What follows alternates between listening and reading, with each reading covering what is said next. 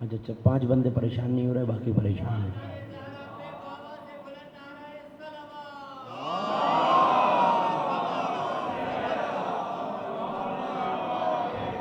مولا آپ کو کبھی پریشان نہ کرے، ہر پریشانی سے، ہر وبا سے، خصوصاً تیزی سے پھیلتی ہوئی بدعقیدگی کی وبا سے محفوظ فرمائے۔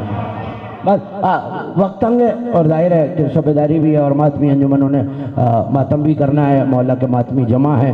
میں بہت تیزی سے نتیجہ آپ کے حوالے کرنا ہے اور گفتگو تمام ہو گئی۔ اللہ بھی قادر ہے، اس کا ولی بھی، اس کا کوئی ولی عاجزی کی بنیاد پر ولی نہیں ہے۔ ایک آیت پڑھوں تاکہ اللہ کی قدرت بیان ہو۔ کسی منزل پہ بارگاہ مجتبیٰ میں خمسہ مجالس میں بہت تفصیل سے قدرت عرض کی تھی، لیکن جو آج عرض کر رہا ہوں چاہتا ہوں کہ اس سے ہٹ کے کچھ آپ کے حوالے کروں۔ پڑھوں؟ آیت پڑھنے جا رہا ہوں اور قرآن وہ طوق ہے جس کے ڈلنے کے بعد علی کی ولایت کا منکر تڑپ تو سکتا ہے، نکل نہیں سکتا۔ بس بہت تیزی سے، مجھے آپ سے زیادہ جلدی ہے، سفر کر کے آ رہا ہوں اور صبح دوبارہ سفر کرنا ہے۔ جملے آپ کے حوالے اور گفتگو تمام ہو گئی، لیکن جتنی دیر پڑھنا ہے ایسے سنیے گا جیسے ولایت علی کے نور کو سنبھالنے کا حق ہے۔ لِأَلَّا يَعْلَمَ أَهْلَ الْكِتَابِ أَلَّا يَقْدِرُونَ عَلَى شَيْءٍ مِّن فَضْلِ اللَّهِ، جان لیں یہ اہل کتاب کہ یہ اللہ کے فضل میں کسی شے پہ قادر نہیں ہے۔ مالک پھر کون قادر ہے؟ کہ ان الفضل بید اللہ، میرا سارا فضل ید اللہ کے پاس ہے۔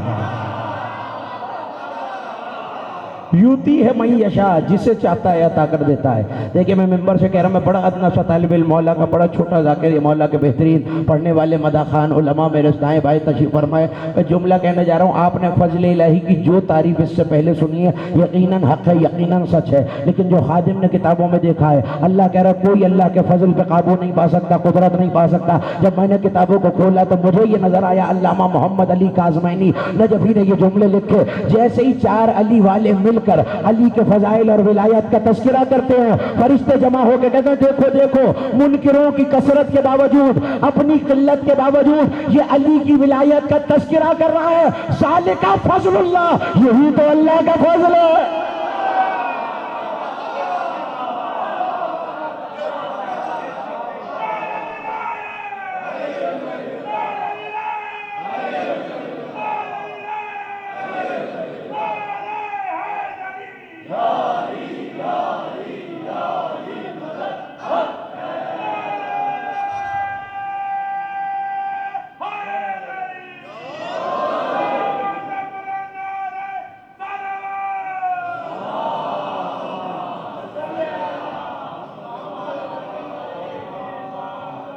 ذالک فضل اللہ، یہی تو اللہ کا فضل ہے۔ یوتی ہے من یشاء، ہر ایک کو نہیں ملتا، جسے چاہے عطا کرتا ہے۔ پھر علامہ زین العابدین گلپائگانی کا جملہ آپ کے حوالے اور بات تمام ہو گئی۔ انہوں نے کہا اللہ بتا رہا ہے تم اللہ کے فضل پہ قادر نہیں ہو سکتے، فضل ہے علی کی ولایت، فضل ہے علی کے فضائل۔ اللہ کہہ رہا ہے منکر لاکھ چاہے فضائل علی کو چھپا نہیں سکتا۔ اتنا بھی قادر، جملہ کہنے جا رہا ہوں اور اگر ماتمیوں کا ہاتھ نیچے رہا تو مجھے افسوس رہے گا، اتنا بھی قادر نہیں ہے، زبان کاٹ بھی دے تو فضائل نہیں رک۔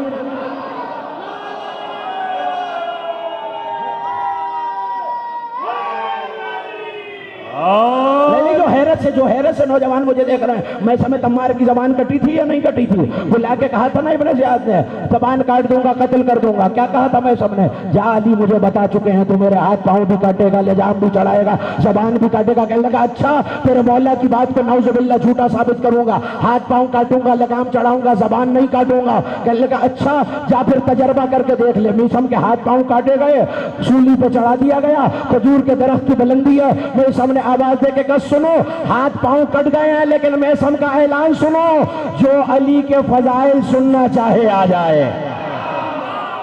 نعرہ حیدری، جو علی کے فضائل مولا کائنات حضرت علی ابن ابی طالب علیہ السلام بآواز بلند سرور بہت جلدی کرنا پڑے گی مجھے توجہ کرتے رہیے گا. جو علی کے چھپے ہوئے فضائل سننا چاہے آپ بولیں گے تو بات بنے گی نا. آج میں سب کٹی ہوئی زبان سے بھی بول رہا ہے اور آپ خاموش ہیں. جو علی کے فضائل سننا چاہے بلا کے کیا کہا تھا؟ بیزاری کرو علی سے. کہنے لگا ابھی کرتا ہوں. تیرے باپ سے، تیرے خاندان سے، تیرے امیر سے. کمیسم ہاتھ پاؤں کاٹ دوں گا، قتل کر دوں گا. کیسے مرنا پسند کرے گا؟ کہ جیسے تو مرنا پسند کرے. نہیں میں بات سمجھا ہی نہیں سکا اور میرے نوجوانوں کے سروں سے گزر گیا. جلدی سے اس نے پوچھا میسم کیا وجہ ہے جیسے میں مرنا پسند کروں؟ کیا مطلب؟ کہ آج جیسے تو مجھے مارے گا 12ویں امام کے آنے کے بعد میں تجھے ماروں. کیا بات ہے، سبحان اللہ. بس توجہ، ختم ہو رہی ہے بات. کہنے لگا جاؤ لگام چڑھاؤ. یہ فضائل پڑھے جا رہے ہیں. اب گھوڑے کو لگام چڑھتی ہے، جسے لگام چڑھی وہ بول تو نہیں سکتا نا. جیسے ہی لگام چڑھائی گئی میں سب نے کہا کیا ہوا؟ لفظ ٹوٹ کے نکلیں گے، علی علی تو کروں گا. 19 ذی الحج کو سولی پہ چڑھایا ہے. 20 گزری، 21 گزری، 21 کی شام آئی، 22 کو شہادت ہوئی ہے. 21 کی شام میں سب نے ایسا اعلان کر دیا، بندے دوڑ کے ابن زیاد کے پاس آئے. امیر غضب ہو گیا، میں سب کی زبان کاٹ، میں سب کی زبان کاٹ. کہ ہوا کیا ہے؟ میں نے کہا ہے میں علی کے قول کو جھوٹا ثابت کروں گا، زبان نہیں کاٹوں گا. کہ امیر غضب ہو گیا، جملہ آپ کے حوالے. میں سب نے اعلان کر دیا ہے جو ابن زیاد کا شجرہ سننا چاہے آ جائے.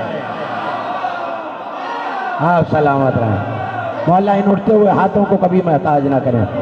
جو ابن زیاد کا شجرہ سننا چاہے آ جائے. جملہ آخری ہے اور جملہ سننا اور جملہ ضائع نہ کرنا. خنجر آیا، میں سم کی نظر پڑی، کہا مار کے کہا بد نسب تو علی کو جھوٹا ثابت کرے.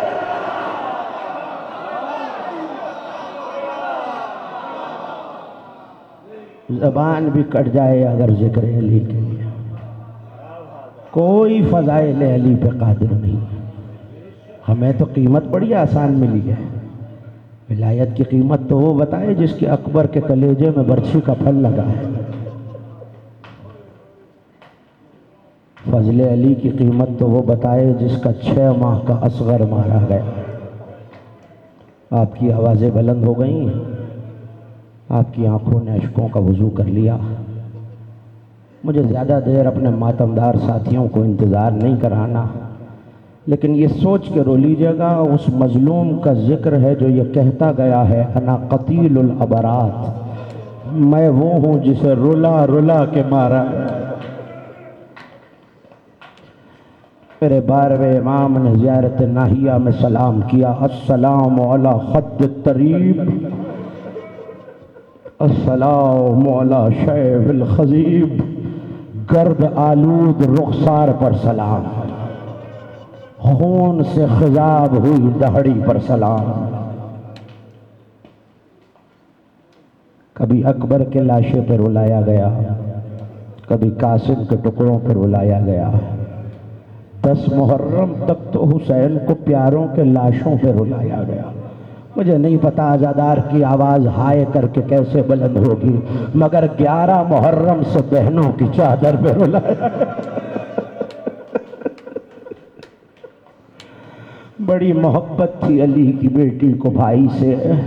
ابھی کمسنی کا عالم تھا کہ روزن سے دھوپ جناب زینب کے بستر پہ آ رہی تھی. امام حسین کی نظر پڑی، بڑی محبت تھی حسین ابن علی کو بہن سے. اپنی ابا کا سایہ بنا کے کھڑے ہو گئے. کچھ دیر بعد بہن کی آنکھ کھلی تو دیکھا بھائی نے ابا کا سایہ بنایا ہوا ہے. دل میں وعدہ کر لیا اگر کبھی بھائی پہ دھوپ آئی زینب اپنی چادر کا سایہ بنائے. رونے میں نہ شرمانا عزادارو. آپ کا کوئی امام ایسا نہیں ہے جو یہ کہتا نہ گیا ہو جب ہماری مصیبت پہ رویا کرو تو ایسے چیخ مار کے رویا کرو جیسے بوڑھی ماں جوان بیٹے کے لاشے پہ روتی ہے. اور پھر سجدے میں سر رکھ کے دعا دیتے تھے پالنے والے ان چیخوں پہ رحمت نازل فرما جو ہمارے مصائب میں بلند ہوتی. آپ کو رونے پہ تماچا تو نہیں مارا جاتا. علی کی بیٹیوں نے ہائے کہنے پہ تازیانہ کھایا.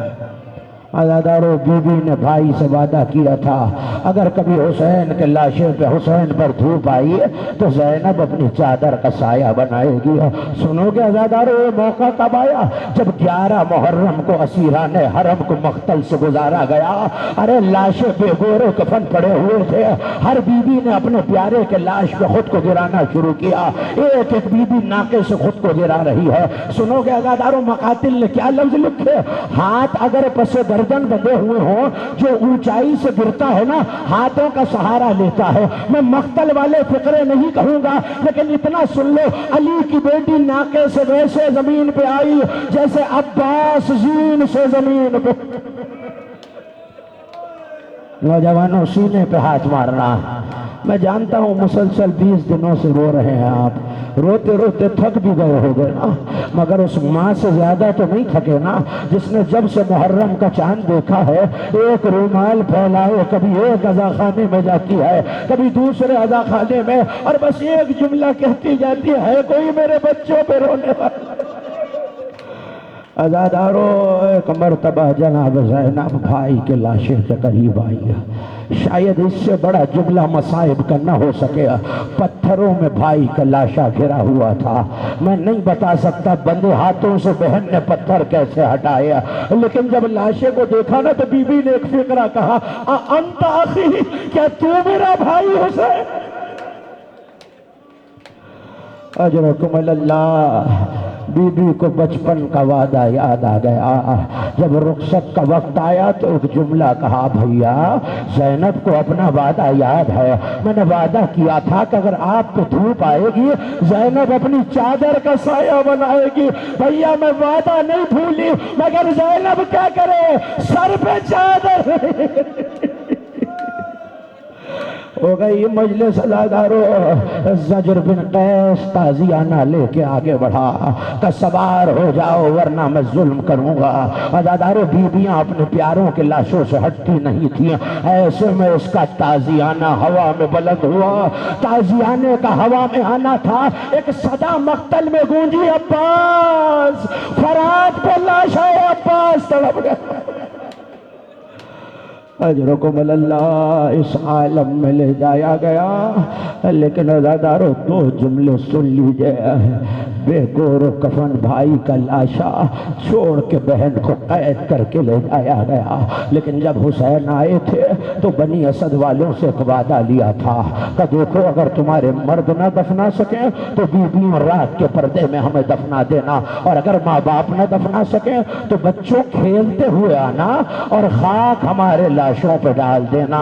لیکن اب جب بنی اسد والے مقتل میں آئے تو بہت دیر تک لاشوں کو دیکھتے رہے. سنو کہ وجہ کیا ہے عزاداران امام؟ لاشا کیسے پہچانے؟ لاشوں پہ سر موجود نہیں ہے. دور سے ایک سوار آیا دوڑتے ہوئے، اس نے اپنے آپ کو لاشے پہ گرا لیا. ہم سمجھے شاید لشکر یزید واپس آ رہا ہے، مگر اب جو دیکھا وہ بیمار لاشے پہ رو کے کہہ رہا تھا بابا بابا سجاد کو معاف کرنا، ہاتھوں میں ہتھکڑیاں تھی، پیروں میں بیڑیاں تھی، میں لاشا نہ دفنا سکا. عزادارو بنی اسد والے آگے بڑھے. باپ کی قبر مظلوم نے بنائی لیکن قبر بنا کر راوی کہتا ہے امام سجاد نے قبر پہ کچھ لکھا. سنو کہ کیا لکھا؟ گملی سے لکھا تھا یہ ایک پیاسے کی قبر ہے. پیروں میں علی اکبر کا لاشا دفن کیا. آخری 2 جملے سن لینا، مجھے اجازت دے دینا. پھر گنج شہیدہ میں 72 کے لاشوں کو الگ الگ دفنایا. مگر جب سب لاشیں دفنا چکے نا تو ایک آواز دی بنی اسد والوں کیا کوئی اور لاشا باقی ہے؟ مجھے نہیں پتا، عزادار کا دل بڑا نازک ہوتا ہے. میں فقرہ کیسے پڑھوں گا، آپ کیسے ماتم کریں گے کہ مولا ایک لاشا ہے. کہ کہاں ہے؟ کہ فرات کے کنارے ہے. کہ لائے کیوں نہیں؟ کہ مولا اتنا زخمی ہے سر کی طرف سے اٹھاؤ تو پیروں سے بکھر جاتا ہے، پیروں سے اٹھاؤ تو سر سے بکھر جاتا ہے. تڑپ کے کہا وہ میرے چچا عباس کا لاشا ہے. عزادارو غریب نے ابا کو کھول کے بچھایا، چچا کے لاشوں کے ٹکڑوں کو جمع کیا، قبر قبر میں سجاد اتر گئے کہ بنی اسد والے پیچھے ہٹ جانا، میں چچا کا لاشا تنہا دفناؤں گا، آخری جملہ سنو زادارو پھر پرسا دینا، ماتم کرنا۔ بہت دیر تو رونے کی آواز آئی، مگر راوی کہتا ہے کچھ دیر بعد بیمار کی آواز آنا بند ہو گئی، ہم سمجھے شاید بھتیجا روتے روتے گزر گیا ہے۔ اب جو قریب گئے کیا دیکھا، عباس کا سینہ تھا، سجاد کا رخسارہ تھا۔ آہستہ آہستہ کہتے تھے چچا جان آپ کے بعد پھپھی اماں کی چادر چھینی گئی، سکینہ کو تماچے مارے گئے، میرے ہاتھوں میں ہتھکڑیاں، پیروں میں ماتم حسین۔